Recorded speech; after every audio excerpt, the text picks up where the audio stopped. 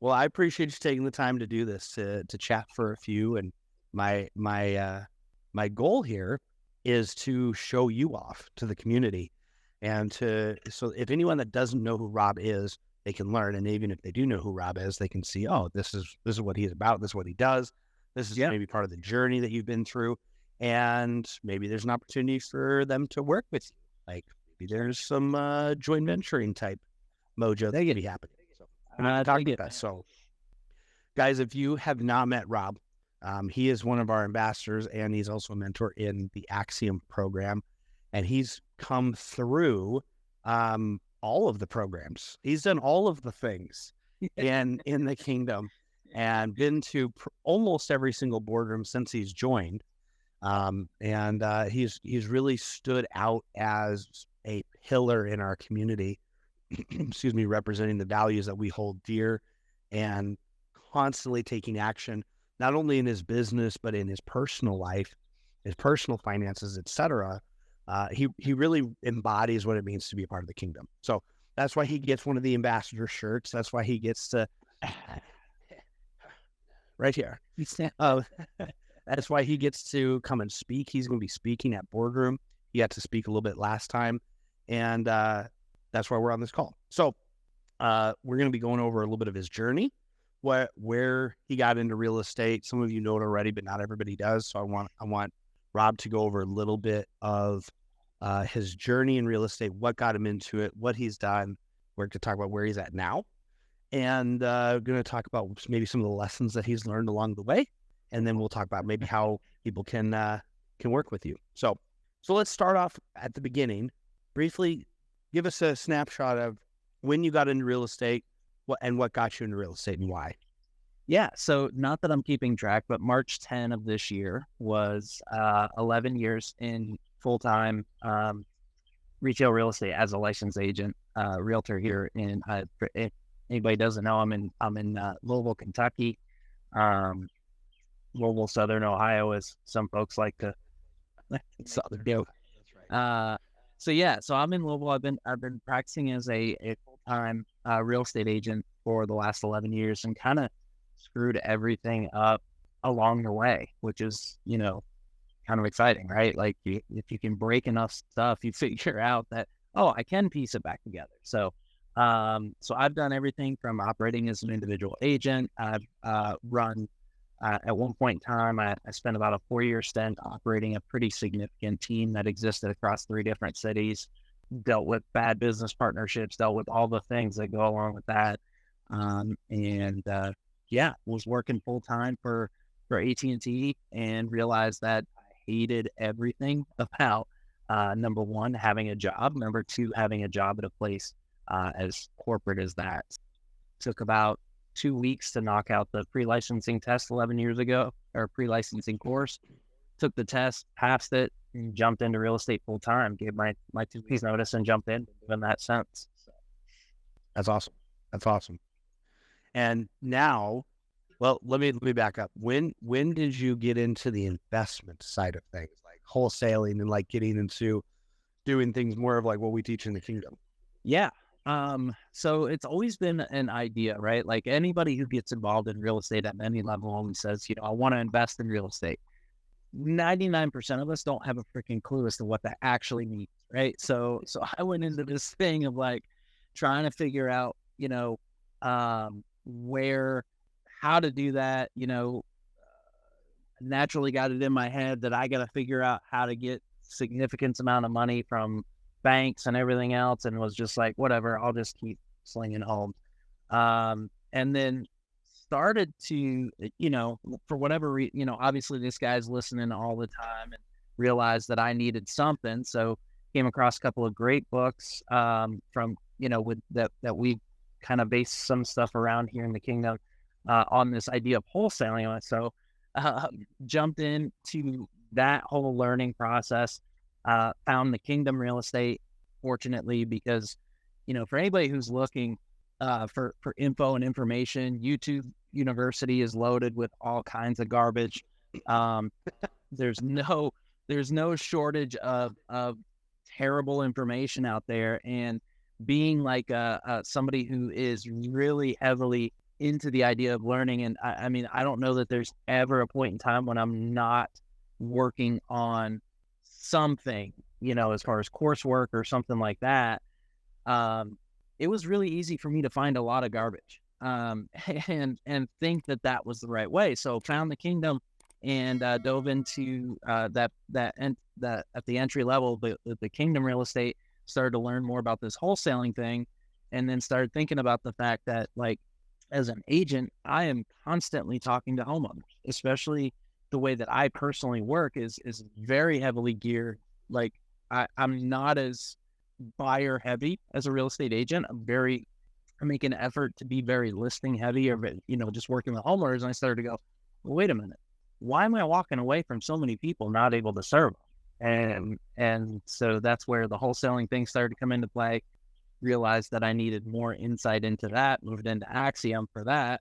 And then about 15 minutes after being there, I have a conversation with Jordan about, it's time, you've been in this long enough. It's time to go to Ascension. So now I'm whopping 15 minutes. Yeah. It was a grueling 15 minutes.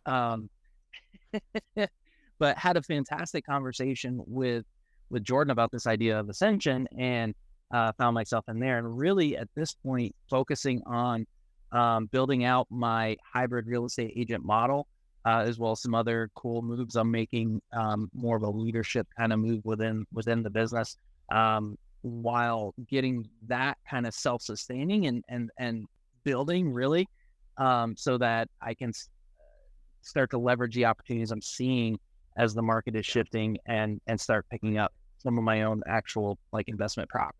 This is the next move, is to start holding some rental property. I solemnly swear I will not make any effort to flip property, and will simply do what I know makes more sense. Love you, Talpus, but hell no. That's right. Some people are built for it. I ain't one. That's right. When Mickey was just out here doing a training, and we were talking about that, I'm like, yeah, I've realized that I will never be a rehabber. Like, that's just not in me. And I'm making an effort to do rehab will put me in rehab is kind of where I'm going. Like, it just won't end well. So I'm gonna stick with what I know I can have a little more control over. So yeah, that's good. That's good. I like that. That's good. You good. So that leads kind of into what you're doing now. So you're working on hybrid model. Yeah. And you've been wholesaling now for a couple of years. Yeah. And you've done very, very well. I mean, pushing up against that 6-figure mark, if I'm not mistaken, on the wholesaling side, even though that's been kind of like, you're still obviously full-time agent. That's been just an extra on top of that. Absolutely. Yeah. So that's what's been really cool about this idea of having found wholesaling, is this ability to, it was really easy for me to find this and then go, oh, I'm going to do this all the time. Like, that's what I'm going to do. And got totally distracted, and then went, hey, stupid, that's just a tool. Like, slow down. Hey. All this stuff, just add this into the mix. But yeah, it's been huge. It's been a lot of fun to be able to insert that element into it, and not really call myself anything in particular when it comes to talking to consumers. Like, I'm not a realtor. I am, right. But I don't tell them I'm a realtor. I don't tell them I'm a wholesaler. I don't tell them I'm an investor. I'm a real estate consultant. I'm somebody who's there to, like, hear your situation. You have multiple tools in your tool belt. Exactly. And be able to just go, hey, here's the several different ways I think can help you. What way works best for you right now? Because it's really just how we're going to try it first. And if it doesn't work, we'll pivot. Seems to be working out okay. It's doing something. I mean, it's something. So awesome. So now we're getting into the brokerage side, doing your own brokerage. And that, I know that's kind of the current journey. I mean, still operating as an agent, still wholesaling, and then now working on the brokerage side. And, like, you're pretty much ready to go on that. It's just a matter of putting some final pieces together from remember correctly. Yeah, so two different. It's interesting. I feel like a conductor with his hands on two different trains, like driving down the track. So I'm in the place of like building my team, my retail real estate team, to start leveraging some, getting some of that, teach others to do retail real estate the way that I've always done it, and allow them to produce and create some look at that passive income, right? Like. Or at least repeat type income, right? It's not passive by any stretch of the imagination, but it is more leveraged repeat income on the team side. On the brokerage side, so I'm looking at two different options and really leaning towards. I was actually approached by some guys that they were kind enough to jump on their own plane and fly to Louisville to sit down and have lunch with me to talk about opening a company here that has this absolutely beautiful model that's going to serve real estate agents at a really high level here. Yeah. And essentially just handing me the reins to that and going, hey, do this thing with this and let's run with it. And the cool thing is it's going to be it's a very natural move for multiple states in the area where I'm going to be able to have a lot of impact on a lot of people. So that's, like I said, I kind of got like two trains going that I'm running down the tracks with. But yeah, it's definitely, and it's all geared towards creating time, right? Like that's really ultimately the goal is I want more bandwidth of time. And to be able to do things like I just got back from being up in Vermont for a week around my family that I haven't seen in a while and doing some cool stuff there. And was able to have my wife and daughter with me and good Lord, pack the dogs into the car and make that trip and for whatever reason. But yeah, it was awesome, and I'm like, as we took one day and we were out, one of my sisters has this like beautiful boat. We were out on Lake Champlain literally all day, just cruising around Lake Champlain. I'm like, you know what? I think I could be okay with this all the time. Right? Like as a regular thing. Yeah, like as a thing. So that's the goal, is to create these, what I've come to inside of the real estate space is it's not just about the box or the roof. Like it's how do you leverage real estate as a vehicle to create opportunities and create bandwidth of time. Yes. That's powerful. And I'm so excited for you. I mean, guys, I don't have enough time or enough words to tell you how hard Rob has worked to get to where he's at now and how consistent he's been, and like through the ups, through the downs. And I've been able to be fortunate enough to see some of those ups, some of those downs, and he's just been incredibly consistent in always coming back to like, what is going to move me forward? Like, what do I need to address so that I can move forward? And it brings a lot of joy to my heart to hear where he's at and to like rehash the story, even though it's brief. Like obviously, there's so much more context that oh my gosh, in 11 years of real estate than what we've covered in 10 minutes, but guys, be under transactions later. Yeah, exactly. It's inspiring. So along that journey, Rob, what are like some of your biggest lessons you've learned? We'll say on the agent side. We'll break it up since you kind of have segments. Let's start with the agent side. What are some of the biggest lessons you've learned on the agent side? So as an agent, it's never going to be easy. And if it is easy, like really look at that closely, because chances are if it's easy, it's super expensive. Financially, it's expensive to yourself as far as who you are as a person. It's expensive on your time. Like anything that's easy is absolutely not easy. That's just the plain and simple of it. And at the root of it, whether you're talking about investment, wholesaling, or an agent, it's all people. It's being able to just have a conversation as a person and not be afraid to like break some stuff along the way. That's like my superpower. Being able to break things at an exponential speed is just, that's it. Like if it were an Olympic sport, like I'm the Michael Phelps of breaking stuff, like it's, and that's okay too, right? Like, that makes it fun for starters. It really moves things along. And it forces you, like, I'm really good at putting myself into a place where I have no choice but to know how to solve problems because I create a lot of them. So yeah, I mean, just always step back and say, am I working to solve a problem here, or am I am I working to solve an immediate financial need? Because if you're only focused on solving those immediate financial needs, chances are you shouldn't be doing it. Yeah, that's the truth. That's a whole topic in and of itself. Do an entire call on that one big. And we do many calls on Thursday nights, I think. So how about on the wholesaling side? What are some of the biggest takeaways you learned on the wholesaling side specifically? Man, it is a process. No matter how you look at it, it's a step-by-step process, and it compounds on itself. Like the learning of doing it, what I would, and maybe I'm a little biased because I get to mentor in this field, but what I fully believe is like the only right way to do the wholesaling transaction. It's a process, and you have to learn each piece along the way. You can't expect that like you're going to jump in at step 37 when you haven't even cracked the book on step 2. Like you have to, and it, because it all compounds on itself. That's the biggest thing, is allow yourself the time to learn it. And again, break stuff on the way. Like one of the first things that was ever said to me is there's no such thing as a real estate emergency. There just isn't. There's stressful times. There's things that like start getting pulled to pieces and stuff like that. But the fact is, you're not like, it's not life or death.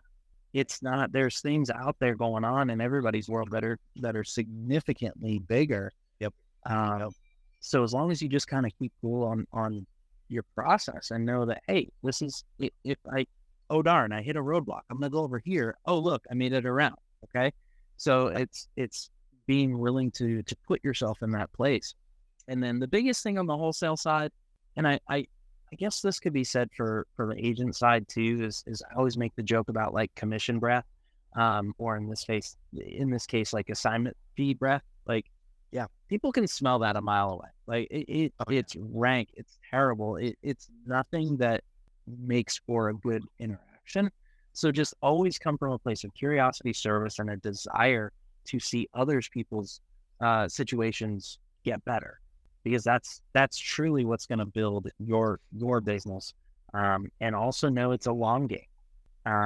All of this is a long game. We talk about this a lot, especially lately in the action calls. Is like, not every person you talk to right now is ready to be helped right now, but that doesn't mean that they don't want to be helped at some point. So if you show up like a human being and treat them well and take care of and have good conversations, that's where you create this like massive compounding effect on your business. Yeah. Well, and that whole point goes right into what you ended on the agent side of basically don't focus on solving short-term financial problems, because that's where the commission breath comes from.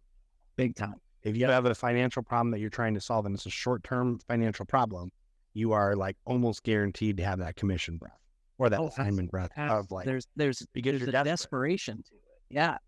Yeah. There's a total desperation to it. And your bandwidth, your ability to like kick back for a second and think the problem through and offer truly viable solutions to somebody, even if, oh my gosh, it might not pad your wallet as much as it could, doing it a different way or as quickly.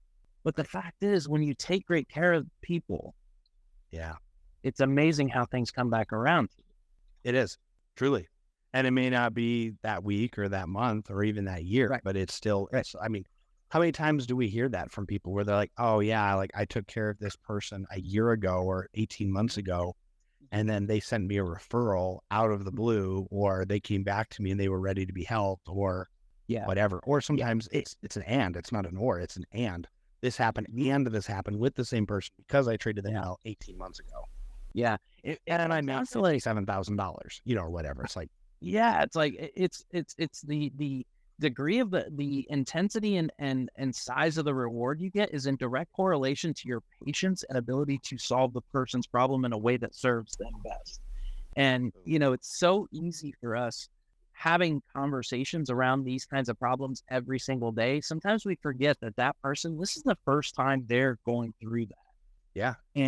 And we just kind of bulldoze them with all this like we just vomit all this stuff and like, hey, here's how this is gonna go and blah blah blah blah. And we forget, oh yeah, you're a human being who's never dealt with this before. Maybe I should slow down and just ask, how are you? Yeah. Instead of giving you the 37 steps to get this done and solve your problem, what if I just said, hey, I can solve your problem? How about that? Like, are you game if I help you solve your problem? Yes. Okay, cool. I will walk you through it as we go. Yep. Meeting people where they are. Like that's a big part of success in any area of business in general, but real estate, it's you have to meet them where they are. You're not going to drag them over to where you are. Like, that's not going to work. You got to have a conversation, figure out, where are you? How are you? And how do we move everybody forward? Agreed. That's really good. That's really good. Well, on the brokerage side, what do you think have been what's been your biggest lessons on the brokerage side so far?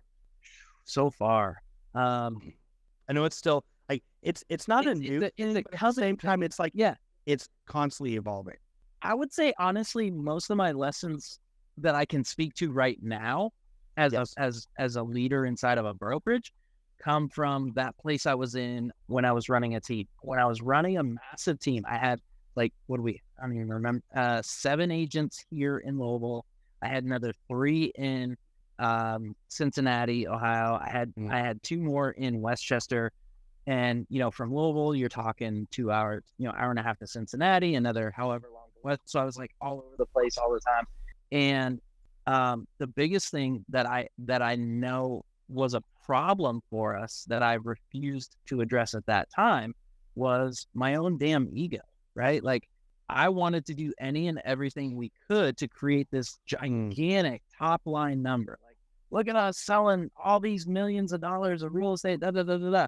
Oh, wait, we haven't been profitable in 4 years. That sucks. But nobody needs to know that. Look at our big top line number. Like, this is super cool. And so, to me, the biggest lesson is it's still a business. It's absolutely still a business. And leadership is simply a tool in that business. So it's going into the leadership end of things. It's going to be more about like being mindful of that and pushing others to get what they want out of life, not what can I do to get them to get me what I want. So it's being more mindful of the people that I'm leading and what it is that they're seeking. Like that's a big piece. Because I was always so focused on, it was nothing. All right, we'll swipe the credit card. Let's get some more leads going because these guys, nothing's closing. Let's buy some more stuff. Let's buy some more tech. Let's create some more leads. Let's whatever we had to do. But at the end of the day, I had a lot of agents who were happy doing what they were doing, and that didn't impact. Like, they weren't concerned about me getting what I wanted. They were getting what they wanted, and I wasn't cognizant of that. So I made decisions that I felt would increase my own ability to grow and expand without thinking about what it is they are choosing. Yeah, that's good. I would imagine going into the brokerage side, like you said, that ego piece would be very crucial to keep or to be mindful of, I guess what I'm trying to say. Because I mean, I see that a lot. Like, oh, I've got a brokerage, I've got 3 brokerages or whatever. Like, that's a thing that obviously it's a smaller pool. Investors and entrepreneurs, obviously. But we see that all the time where it becomes this like ego check mark of like, I'm a baller because blank. And like you said, they maybe haven't been profitable in 4 years, but they're a broker. Kind of like the same thing when people are like, oh, I have a fund. It's like the same thing where it's cool. Like when you're at the club, you're at the golf club, with your buddies or, bragging and buying rounds for everybody. And you're like, I'm a broker. And like, it's sexy. Yeah, it is. So advantage go into it with not having that ego and go into it with what you've been talking about, the principles that you've been learning of like, hey, I'm going into this because this is the next logical step for how I can serve people. It changes the game. And to understand that, like, I have several versions of a client now, right? Like I have, in the wholesaling space, I've got the end buyers are my clients. I've got the sellers homeowners that are going through some heartaches and headaches. Like those are another version of my client. In the retail space, same idea, buyers and sellers. It's lining those up. My colleagues within the industry, any cooperating agents, things like that, those are another version of my client. And inside of the brokerage, one of the single most important types of clients I have are the agents who trust me enough to come in under the roof. Like they're putting a significant amount of trust in me to deliver on what it is I'm promising to them. And it's a partnership. They are a client. And I have to treat them as such, not as a tool, not as a leverage piece. I use that word leverage a lot, but they're not the leverage. They're a client, right? And it goes back to what we were saying earlier. Like my ability to solve their problems has a direct and very visible impact on the income I create for myself and my family. So good. That's awesome. That's huge. That's huge. On the, and I know you got to get going. So my last question for you is, I guess I have two questions. One is, how can people work with you? Like, how can people bring you deals or bring you leads? Yeah. Or what is it that you need? How can people potentially work with you? Yeah. So, obviously I'm as an agent, if you talk to anybody who's moving into or out of this Louisville, Kentucky area, I'm here to serve people there. I love masterminding on deals. Like that's one of my favorite things inside the Axiom space is my ability to like ask a lot of questions of people and figure out what's going on. Yeah. But as far as like direct partnership, one thing I will say, so I was just recently up in Vermont visiting my family. I mentioned that earlier. Yeah. And here's what I found out. Just for grins, I jumped into, like everybody does, some of the local Facebook groups up there for real estate. Yeah. And I just started asking little questions, and I realized absolutely nobody is doing any kind of wholesaling in Vermont. And I'm like, this is one of the most killer short-term rental opportunities, some of the best skiing and snowboarding on the East Coast, like all this great stuff. It's a beautiful place to be in the fall. Good Lord, who doesn't like maple syrup? What's wrong with you or Ben and Jerry's ice cream? So there's all these really cool opportunities. And I'm like, I have boots on the ground there, kind of. I mean, it's, there'd be some training involved in teaching my siblings to do some stuff. But yeah, I mean, there's just not a lot of it that I could, and it was pretty surface level, my questions and just kind of asking people. I threw out one of the ways I market for potential buyers. I threw out some an opportunity to do an investor dossier. I got 3 or 4 investors, and they all were like, one of the questions, have you ever worked with a wholesaler? No. And one of the other questions I asked was, hey, do you know other investors that I should know? One of them had like a list of 7 different people that I need to talk to. So I'm like, nice. Okay. Nice. So working in the order that we teach, works. So weird, super weird. So yeah, that's a great case study though, because you're like, yo, I'm not like, I don't even live here, and I'm just like here for a week. Like, let's see what I can do. So in a week, you found like 200 buyers. I think I built a list of probably, with those referrals, I probably have 15 to 20 like potential buyers. I'm gonna have some conversations with them, reach out to a couple of title companies. And I'm just gonna jump in there and start solving problems and start putting deals together and just see what happens. Who knows? Maybe I'll stop wholesaling in Louisville and just do all my wholesaling there and whatever. Next thing we know, he's just on his sister's boat all the time, like on the lake. It's just and I gotta get my own. I left the business behind. I don't have a brokerage anymore. I just wholesale from my sister's boat. I let them drive. I just hang out in the back. I'm like,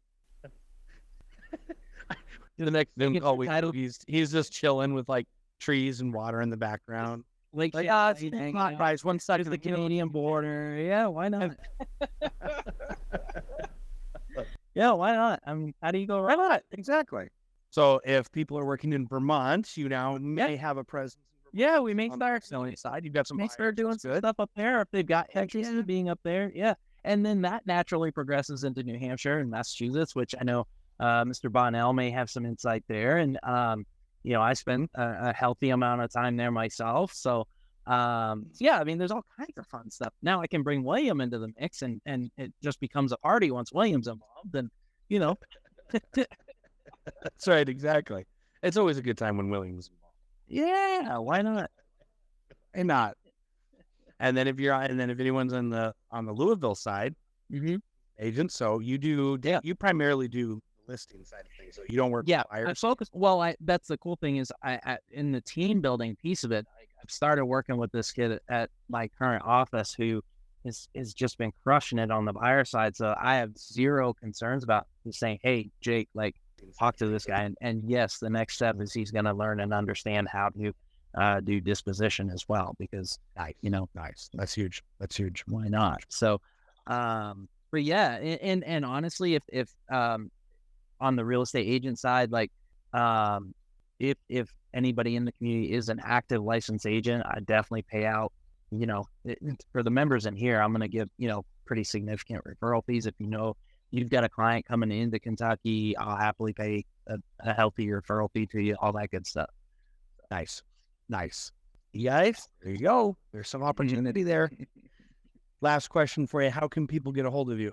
They want to look at either working with you or listing a house or whatever. Yeah. So my email address is rob@parksandriverteam.com. You can find my website, parksandriverteam.com, all the social medias in the world, the Facebooks, the Instagrams, the Facebook, the My Books, the Clickety Clacks. Yeah, for sure. So, but yeah, that's all out there.